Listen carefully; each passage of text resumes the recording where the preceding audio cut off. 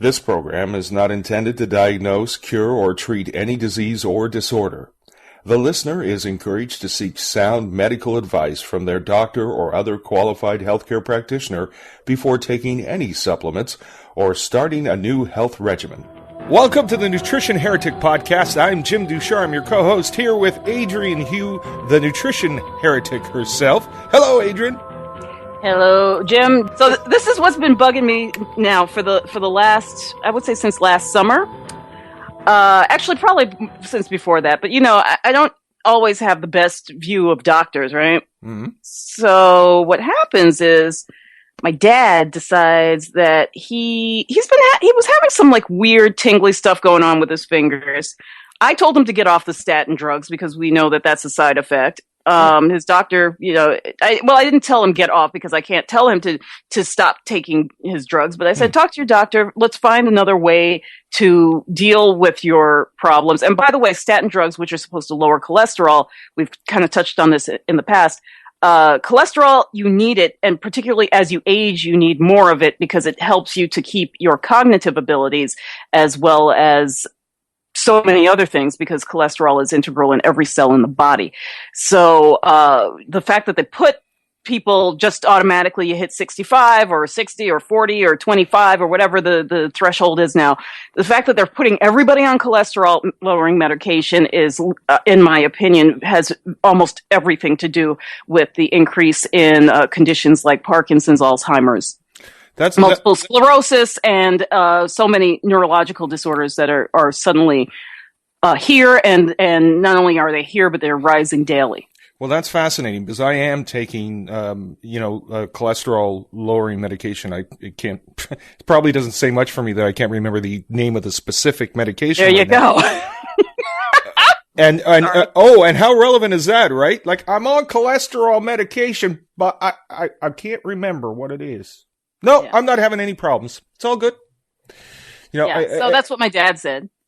That he couldn't remember what it was? And you're already worried about him. No, it was all good. So, you know, I don't tell people what to do. I just inform them and let them make their own decisions. So he goes to the doctor, and the doctor says that he needs to get surgery on his spine because it's some pinched nerve of sorts in his spine that's causing this tingling in his fingers. Mm. My dad goes to that could tell you the long story, and it's already too long.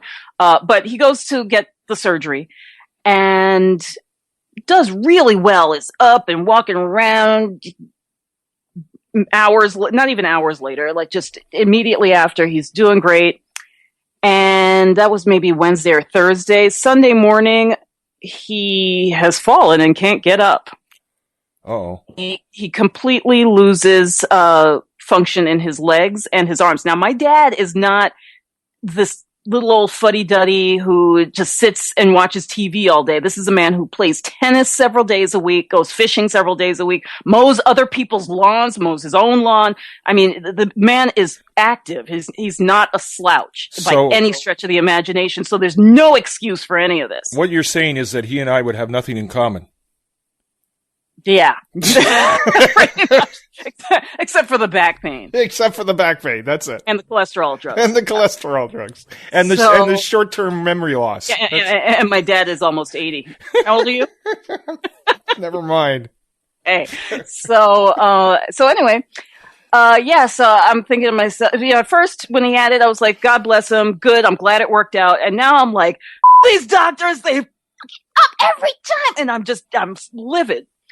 But at the same time that this is going on, I have at least 4 other people that I can think of off the top of my head who are going through surgery, trying to get surgery, mostly for, you know, some sprained this or back pain or what have you. And not one of them wants to entertain what the fuel that they're putting in their body and how that might be affecting the rapid degeneration of the bone and the ligaments and other tissues.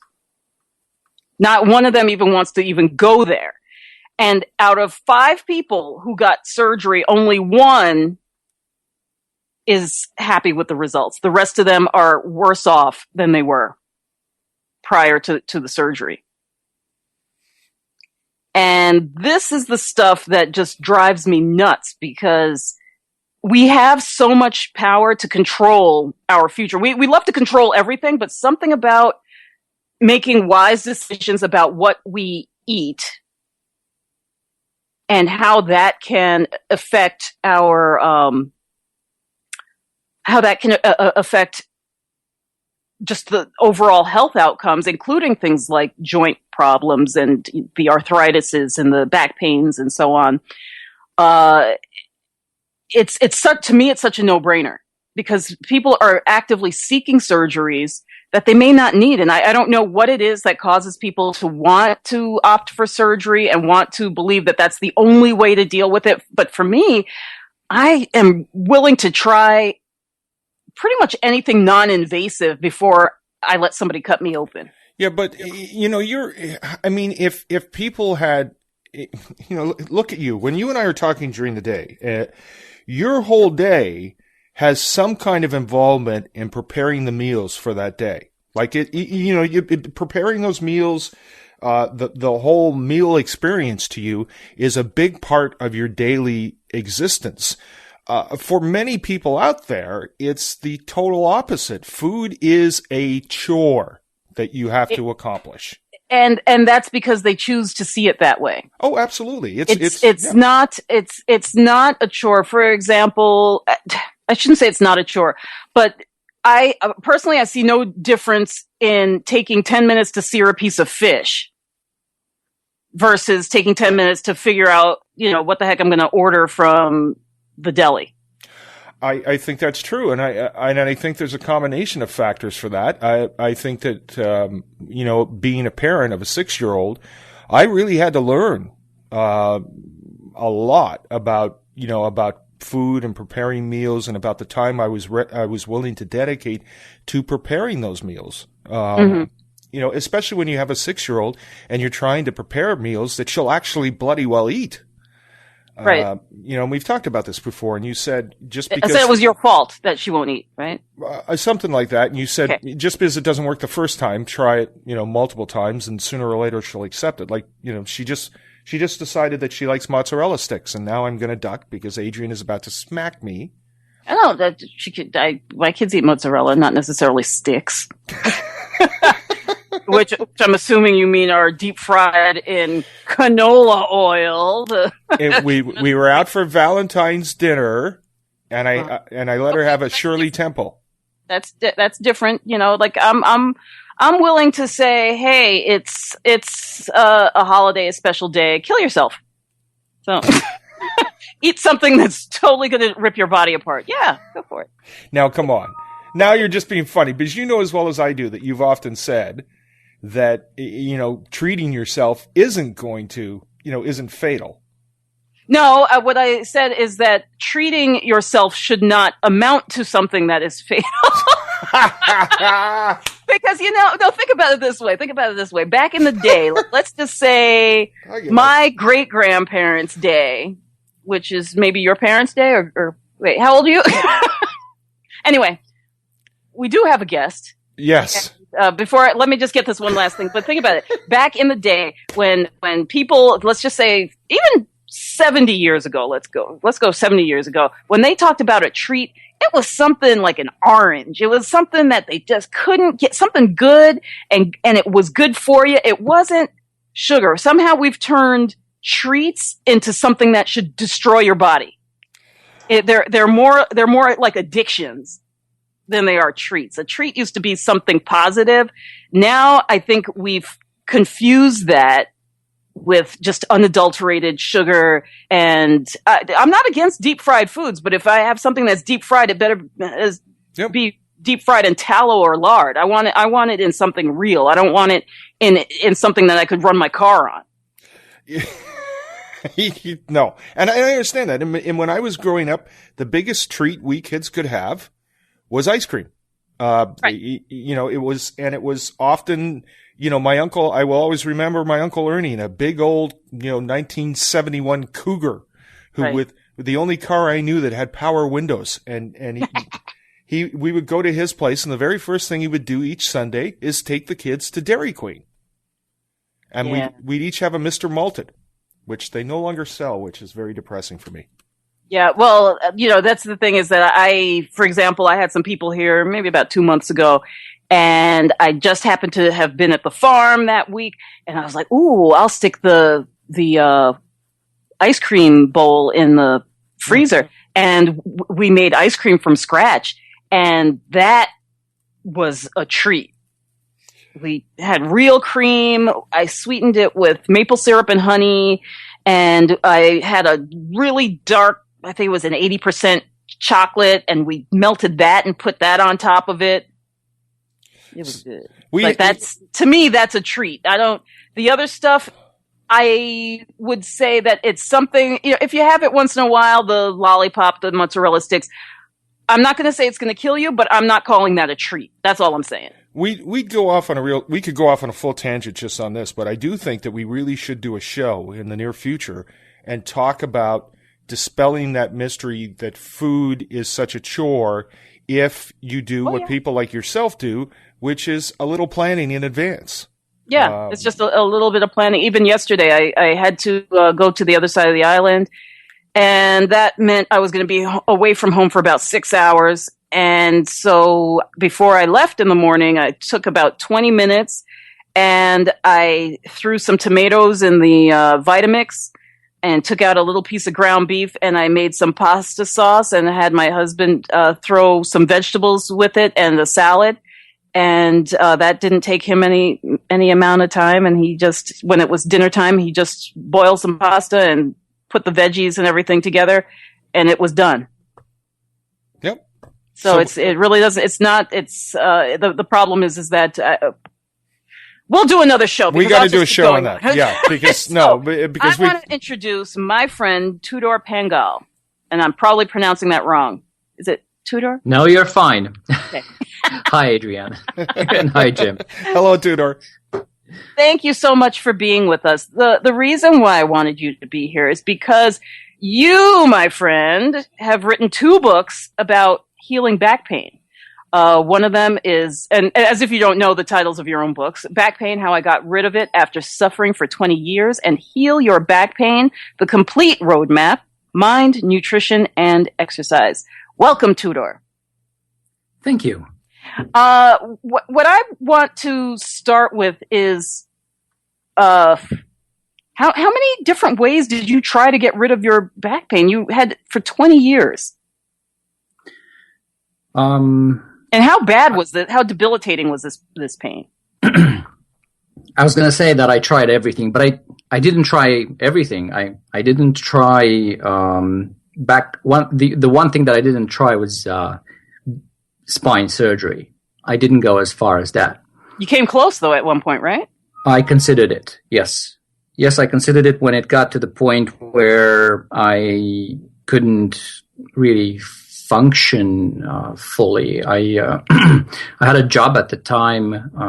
I was working with. I had a team of technicians, and I had to hand out laptops to them so they can fix them. And there were times when I was unable to do something as simple as lifting a laptop and handing it and setting it on a workbench. So and they weren't heavy laptops. It's the usual laptops that you see. Not the early laptops. Yeah. Like there were times when I had to pretty much drop it and sit down and try my best not to cry because it's not nice to cry when you're at work. Sorry.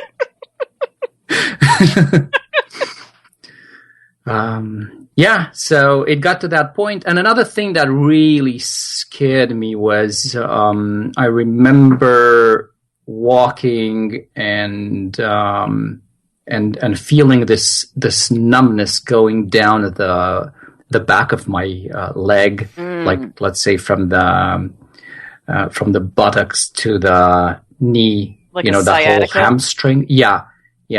So When you haven't hurt your leg and you're walking with a limp, it's scary. Right. And by the way, that's what pregnancy feels like in the last trimester. So now you and I have something in common. Wow. So no, I feel it's like Robin Williams' wife said to him one time. He said, he was trying to be. He said she was complaining about giving birth, and he said, "But I know how you feel." And she looked at him and said, "You don't know how I feel unless you passed a bowling ball." So. That's painful to think. Yeah, that's a very painful thought. So ever since I heard that quote, I should probably have not even come that close to that discussion with Adrian here. All I'm going to say is that after you give birth to someone, everyone's head looks much, much larger. And I can only imagine what that means in your case, Jim. I'm just saying. Yes, I know. With my nickname being Huge Head. I would think that would be a lot scarier, Tudor, because, I've had that experience where your back gives out. I remember one time, and this is years ago, I got out of bed and it was the sound that freaked me out. It was like a ratchet wrench skipping the teeth, and my back just went, and the next thing I know, I'm bent over like at right angles at the bed, and I can't move. Literally cannot move. Can't straighten up, can't lie down, can't do anything. And luckily enough, in the position that I was in, my wife was able to carry me out to the car and just put me in the back seat, since I was already kind of sitting down. Took me to the doctor, and but it's only happened once to me. But that was a situation where saw the doctor, got treatment for it. The problem was resolved, at least in the short term, and there were lots of tests that were done after that and everything too. But when you're walking down the street and you've got numbness in the back of your legs and stuff, that strikes me as being a heck of a lot scarier.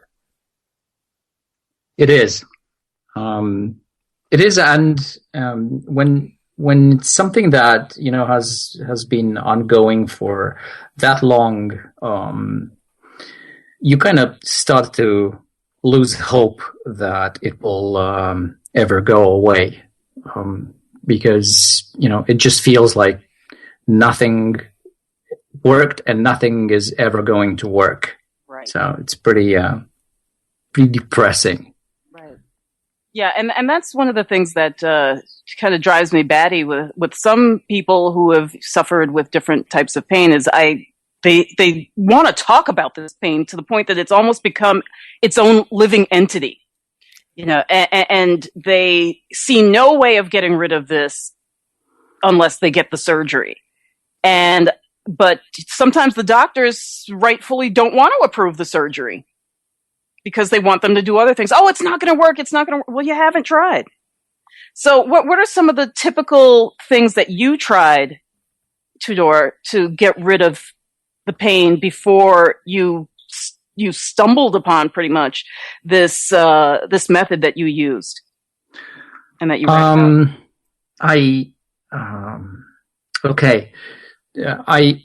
One thing that I did and helped in the short term, I went and got a few acupuncture treatments. This happened after I had a car accident back in 2005. That affected mostly my neck. Yes, actually, like a whiplash. Exactly, that's what it was.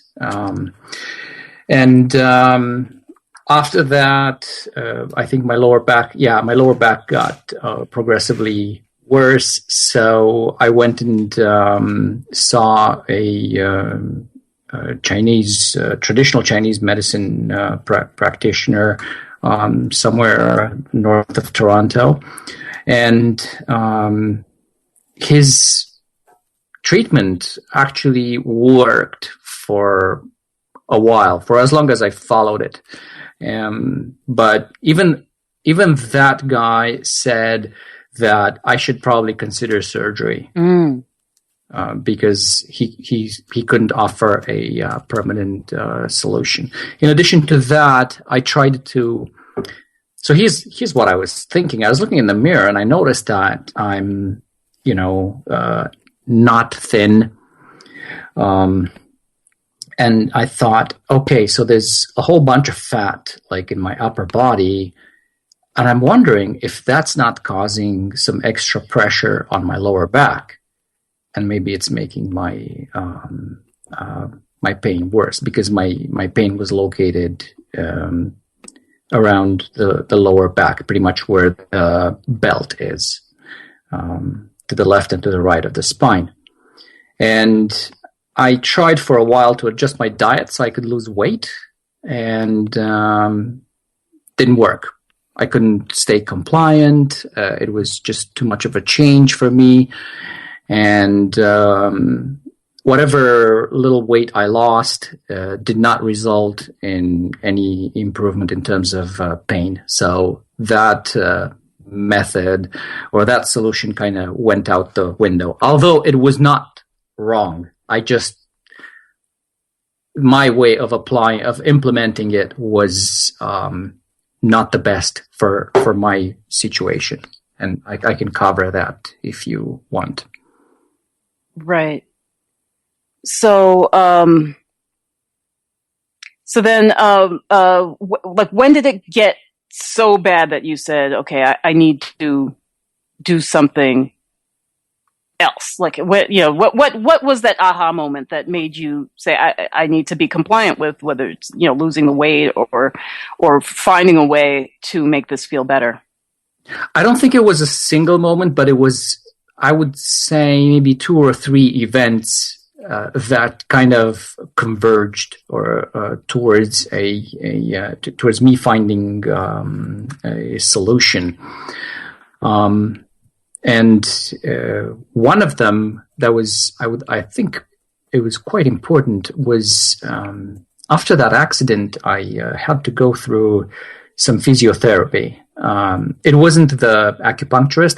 This was a place where I was referred to, and I went there for a few months, and that's where I saw an inversion table, and I wanted to find out how that worked. So I went online and I learned that an inversion table could actually help release some of the pressure in the lower back.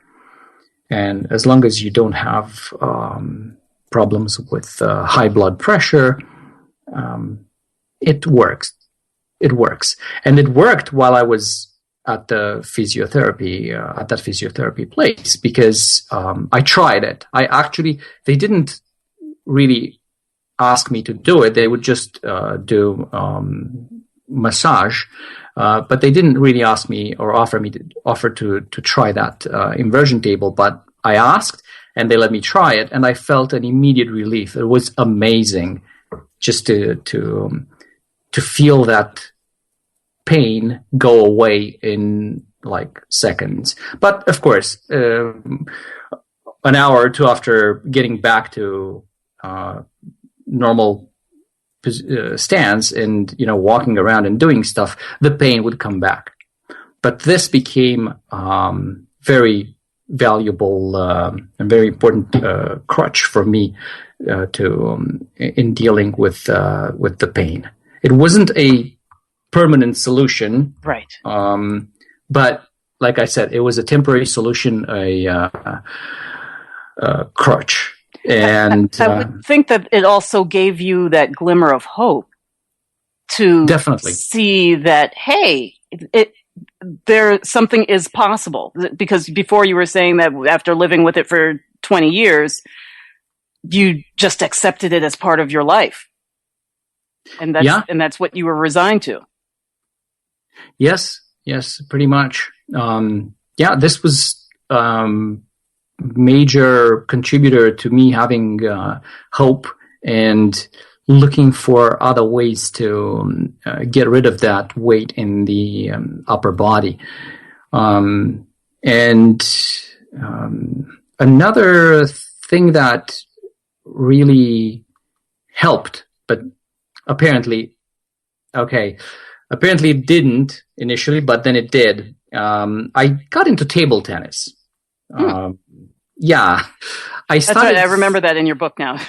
Yeah, I really liked it because my closest friends that I worked with were playing, and I couldn't because I didn't know anything about it. And then I started to learn, and as I got better and started, hitting the ball harder, the pain worsened because there's a lot of rotation in the midsection, and I think at that point the pain became unbearable, and it became a motivator for me because I thought, okay, I need to do something. I need to be able to play table tennis, and I'm going to do whatever it takes so I can play table tennis and get as good as my coworkers. Well, that never happened because they were Chinese, but that's another story.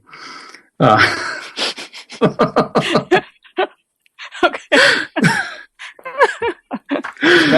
That sound you hear is me biting my lip.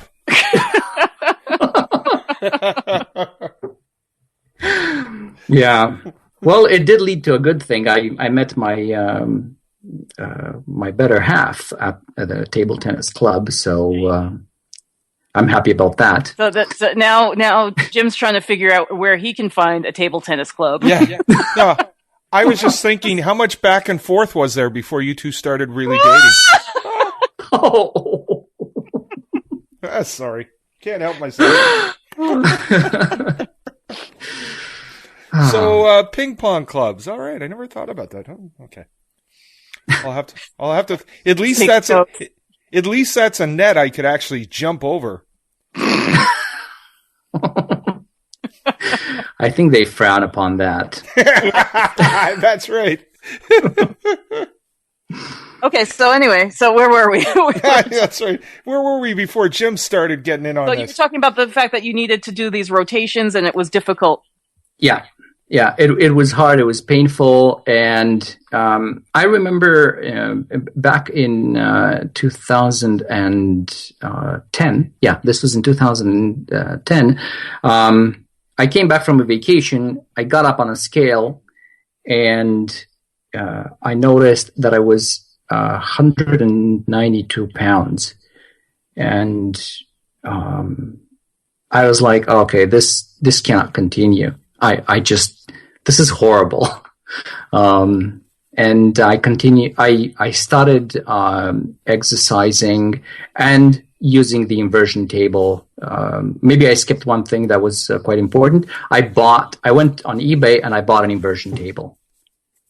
And I installed it in my bedroom and I started using it every morning. So at least I could get out of the house without whining in pain. So I used that as a crutch so I could exercise and lose weight. And I think in about 3 months, the pain was pretty much 80 to 90%. Wow. This is going to sound like a pretty, it may be a really dumb question, but how do inversion tables, my mom always told me don't stand on your head, all the blood will rush to your brain, which might have done me some good in my developmental years. That's what I'm thinking. Yeah. I was trying to figure out how to say that tastefully. Is there, I've seen these, I think the one that I always see on TV is the Tudor table. A guy named Tudor inversion things. But isn't that, I don't want to get off on a tangent here, but are there any potential bad health consequences to using one of these things? As far as I remember, it was not recommended for people who have high blood pressure. Right. Well, yeah, I don't know of any other warnings that it came with. Mm-hmm. But again, I'm not a doctor, and I obviously used that at my own risk. Sure. So, if anybody out there thinking of doing the inversion table, do your due diligence and research it for yourself to make sure that you know what you're getting yourself into. Absolutely. It's very important. It's important to talk to a doctor before trying that, especially, if you're trying it on your own at home, if there's nobody else around to help you out, you're taking certain risks, and you don't want to do that. Right. Exactly. Yeah. Again, I want to get one thing out of the way. I think it's very important to state this. Looking back at all the things that I've done to get rid of my back pain, going back, if I had the opportunity to go back, I want to make it very clear that I would not do them the way I've done them. Many of the things that I've done them either the wrong way or at the wrong time or in the wrong order. And basically, I would not recommend that anyone try things the same way that I did. In the same order that you did them. Because you had you talk about mind, nutrition, and exercise. So are you saying that you would lead in with nutrition or the mind first? And absolutely. Okay. Absolutely. You read my mind there. Boom.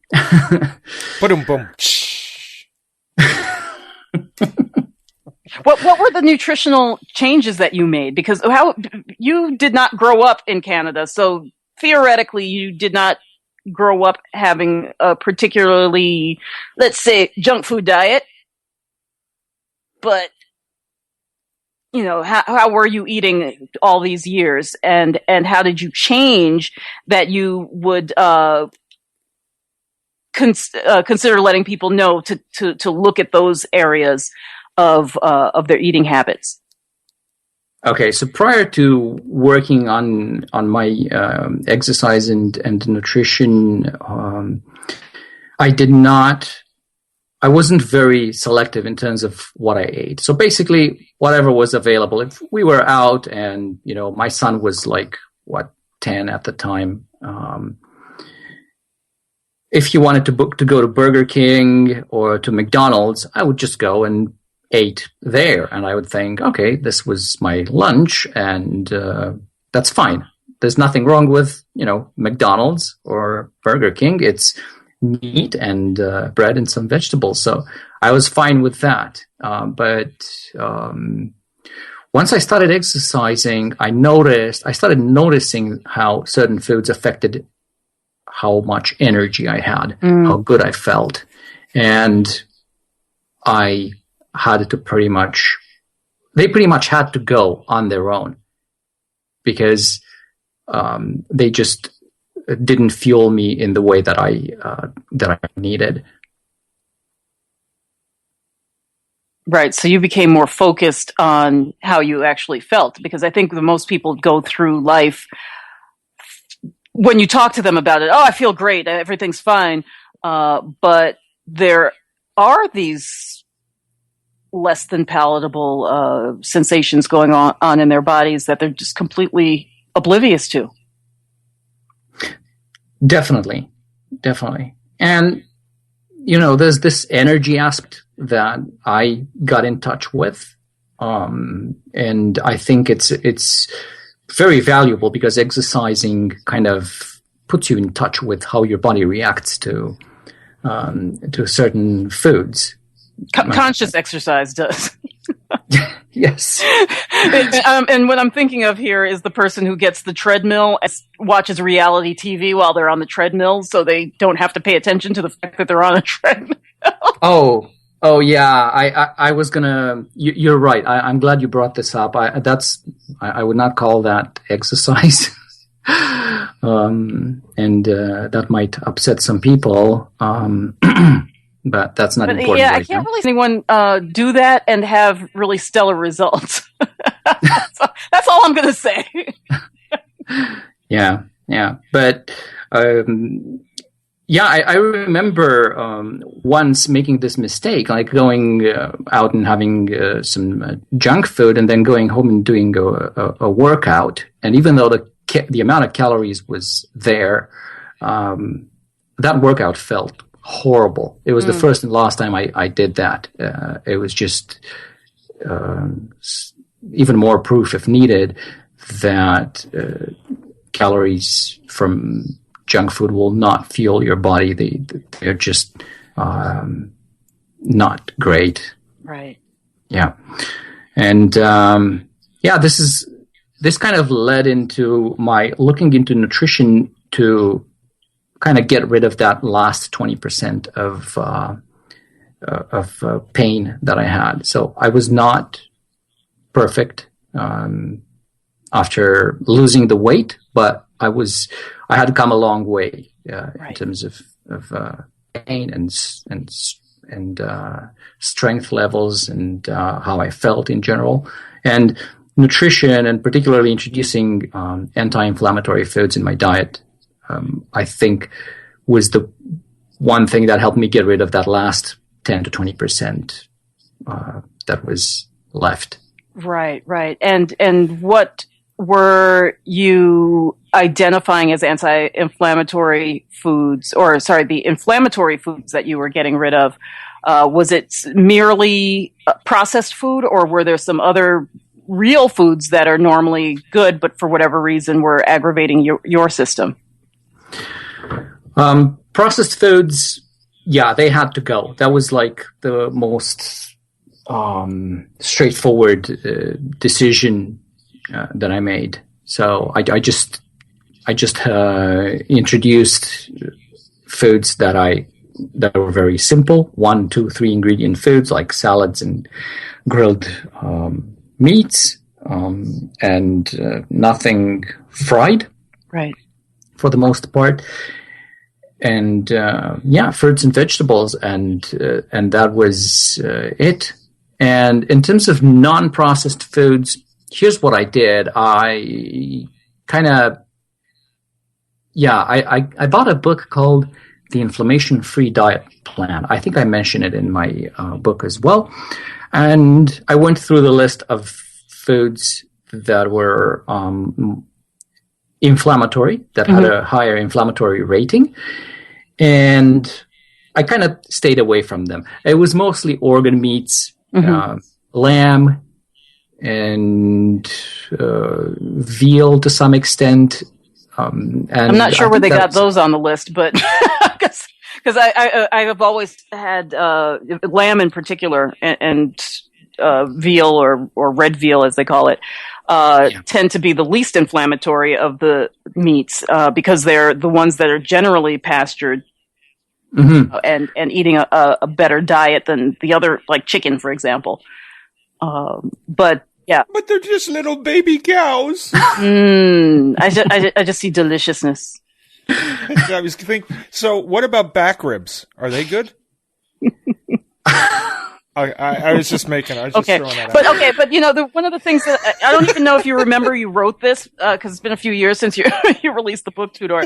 But I love the section where you talk about how what you would do if you wanted to, for whatever bizarre reason, gain back your weight and gain back the pain. And you said you would eat a calorie surplus diet, which included sitting in front of the TV, mindlessly snacking on chips. And here's the one that I think the two that are going to scare people is trail mix and popcorn, because most people think of trail mix and popcorn as healthy snacks. Yeah. Drinking alcohol and working in front of the computer without taking any walking breaks.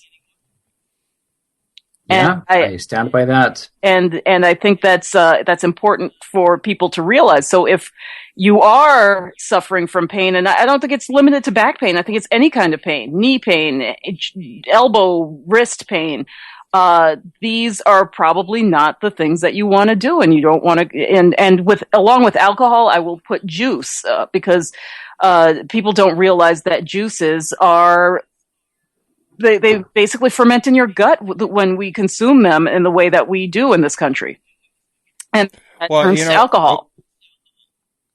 You know, another thing that people might want to try that many of my friends are raving about, and there's even been a few startups that are making waves about this, is a stand-up desk. Yeah, that's that's an idea. I don't know. You don't say. Oh, that's nice, Jim. At the outcomes of that. If you can be productive, I don't see it being bad.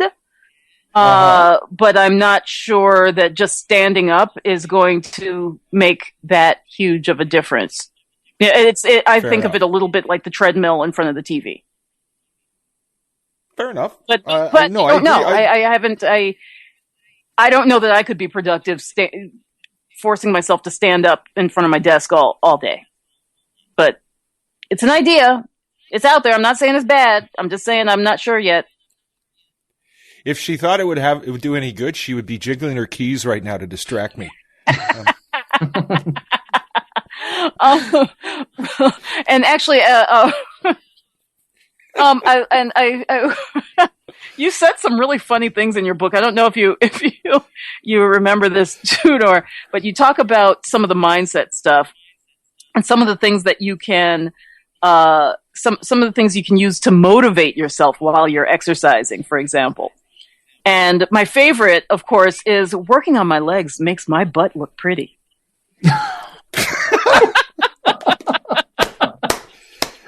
Tudor, this is for you. Yes, I did write that. Oh my goodness, I forgot. Thank you so much for bringing that up. Seriously, I think that speaks to everyone. Because who doesn't want a prettier butt? I don't spend a whole lot of time admiring or evaluating my butt, but if it's important to you, I guess. But no, seriously. What are some other things that we can derive from this? Some other motivational tips to get people understanding that this movement is important. Because even though our ancestors were not running marathons every day, they were getting some kind of exercise, usually some kind of gardening or hunting activity, or building something. Would that suffice in your book for as long as we're keeping in tune with the proper way to, say, lift things or bend or stooping down in the garden, for example? Would those suffice in your book as exercise? I think so. I think basically making sure, and this is based on what I've learned in the past couple of years since the book was published. Anything that breaks this sitting routine is going to not only improve your back health, but also increase your chances of living longer. Right. And that's a whole nother topic. But I think regular movement, taking walks, and eating in moderation can make a huge difference. I've done. I don't really talk a lot about this, and I haven't yet written about it, but this is going into an update that's going to go into the book. I think it'll be an extra chapter that I want to add before the end of this month. Based on experiments and tracking that I've done on myself, days that I've spent working outside or walking for a number of hours have been more effective in terms of burning fat than very intense exercise. Absolutely. This is what I've been trying to teach people for 20 years now. And particularly the people who are the staunch, bikers and runners don't want to hear that. The weightlifters, they don't want to hear that. They want to hear that it's got to be tough. And so often the answers are so simple and they're right in front of us all the time. And when I wrote my book, Frenching Your Food, which is about our relationship with food, one of the things I learned from the French is that relaxation and pleasure play as much of a role in your health as anything else, if not more. And so just taking those pleasurable walks when you're inhaling more oxygen, and one of the things I've found with a lot of runners and bikers is they tend to have cellulite. Believe it or not, particularly in women, because the skin has different striations in it that run horizontally instead of vertically, like in males. So that's why women tend to get that dimpling. But part of that is also, I believe, the suppression of bowel movements, because they're always running and biking, and they delay elimination, and that is backing up into cellulite. Now, this intracellular fluid. So I wholeheartedly agree with you that I can totally see why these walks would produce better results. Listen, considering the size of the bicycle seats those people have, there's no wonder they're having problems with that. There's something to be said for mechanics too, my friend. Yes. Yeah, I mean, let's get back to the banana seat, and we'd all be a lot healthier. Oh, right, and cool. Yeah, and cooler too. Okay, so Tudor, you still have your website, lowbackpain-exercises.com? Yes, I do. And I'll have to admit, I haven't really done a good job in terms of posting there regularly, but I think that's going to change, because there's a lot of things that I've learned in the past little while, and I think I kind of have a duty to share them there, in addition to putting them in the book. Okay, awesome. Well, thank you so much for talking with us today. I really appreciate it. I think this is a great insight for a lot of people. Like I said at the outset, so many people are crippled by their surgeries. And I'm not saying that you should never get surgery. I'm just saying that this is definitely an avenue I would consider exploring. And one thing that I want to add as well is that if you've ever had the opportunity, and this might be of particular interest to you, Tudor, to talk to some old-time chiropractors, like guys who were chiropractors before that was even a household word, they will tell you that people's chiropractic adjustments do not hold anymore. And almost all of them attribute it to the difference in our diets today compared to what it used to be. So, the nutrition, don't underestimate the power of the ingredients you're putting into your body that your body needs to build the muscle and bone on. Yeah.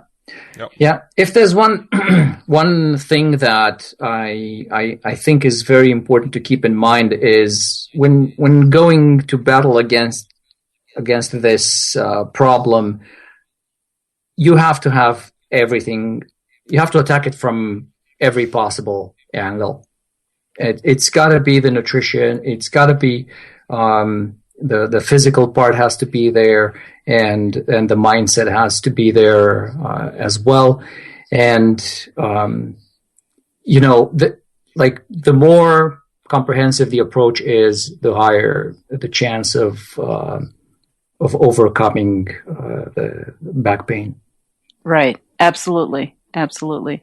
Well, thank you once again. And Jim, you want to take us out of here? Yep. Thank you, Tudor. Been a pleasure talking to you today. And remember, nutritionheretic.com is our website. You can go there to A, check out the podcast, B, drop us a note and make a suggestion for a guest, and C, be a guest yourself. You just have to drop us a line on Facebook. And buy 25 of my books. And buy 25 of her books, because that's how the last person got on the show. So it's a big deal. I'm very quickly trying to write my own books so that I can do the same thing. Buy 25 of Jim's books and you can be on the show. Not on my show. Thank you for saving that joke. If you want to check us out on Facebook, facebook.com, Nutrition Heretic, on Twitter at Nutra Heretic. That, remember, Nutri-Heretic. And we want to hear from you. We also would really love to have you review us on iTunes and Stitcher. That's really important in the podcasting world. So please, if you like the show, drop us a review. Let people know how much you like the show.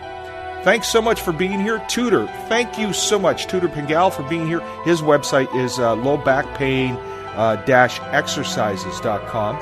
And Adrian, it is always a pleasure. Same here, Jim. Thanks. Thanks, guys. See you next week. Okay.